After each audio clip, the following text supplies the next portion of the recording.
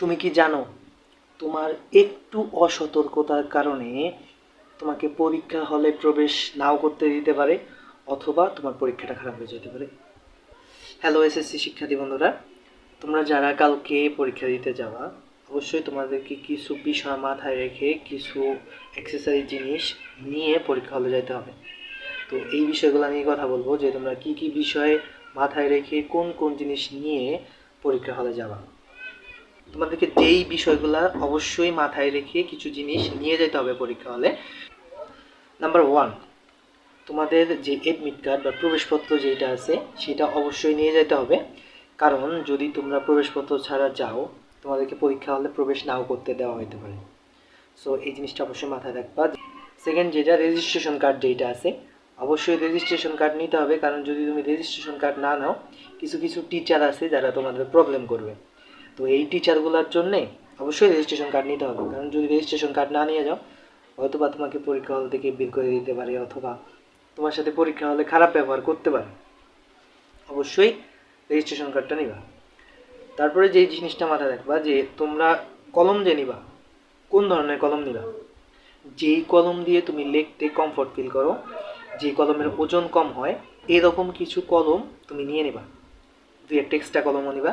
সাথে যদি চাও তুমি নীল কালার একটা কলম নিতে পারো, এগুলো ইউজ করা যায়, সমস্যা হয় না। নীল বা সবুজ কালার কলম এগুলো নিতে পারো, কিন্তু লাল কালার কলম কিন্তু ইউজ করা যাবে না। ঠিক আছে, কোনো পাবলিক পরীক্ষার মধ্যে লাল কালার কলম ইউজ করা যায় না।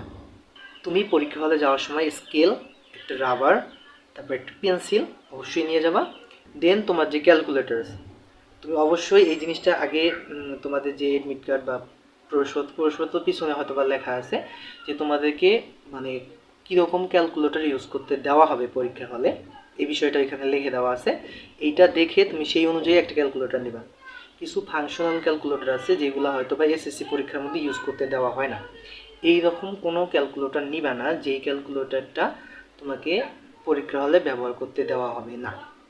তারপরে যে বিষয়টা সেটা হলো যে ঘড়ি, অবশ্যই তুমি একটা ঘড়ি নিয়ে যাবা।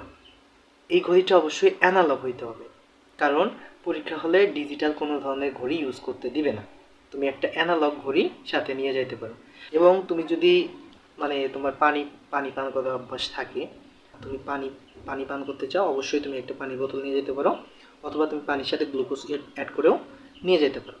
তারপর যে বিষয়টা সেটা হলো সবচেয়ে বেশি আমার মনে হয় যে এইটা তোমাদের মাথায় রাখা দরকার, সেটা হইতেছে যে আমরা এমন কিছু আনকমফোর্টেবল পোশাক পরি যেটার কারণে আমরা পরীক্ষা হলে যাই নিজেই কমফোর্ট ফিল করি না। আমি যদি পরীক্ষা হলে যাই নিজেই কমফোর্ট ফিল না করি, তাহলে বলো তো তুমি যে তুমি পরীক্ষাটা কেমনে দিবা।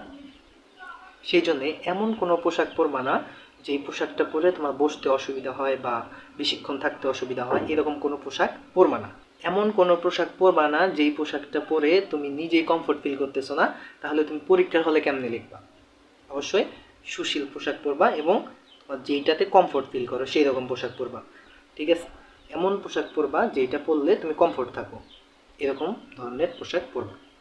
এই বিষয়গুলো অবশ্যই মাথায় রেখেই পরীক্ষার হলে যাওয়া, কারণ তোমার একটু ভুলের কারণে হয়তোবা তোমার পরীক্ষাটা খারাপ হয়ে যেতে পারে। ঠিক আছে, সো তোমরা অবশ্যই এই বিষয়গুলো মাথায় রেখে সকালে তোমাদের যে কোড ফাইল আছে সেইটা সাজায়ে সুন্দরভাবে পরীক্ষা হলে যাবা। সবার জন্য দোয়া থাকলো, সবাই অনেক সুন্দরভাবে পরীক্ষা দাও, তোমরা সবাই অনেক ভালো রেজাল্ট করো। আশা করি তোমাদের এই ভিডিওটা উপকারে আসবে। যদি ভিডিওটা উপকারে আসে অবশ্যই একটা লাইক করবা।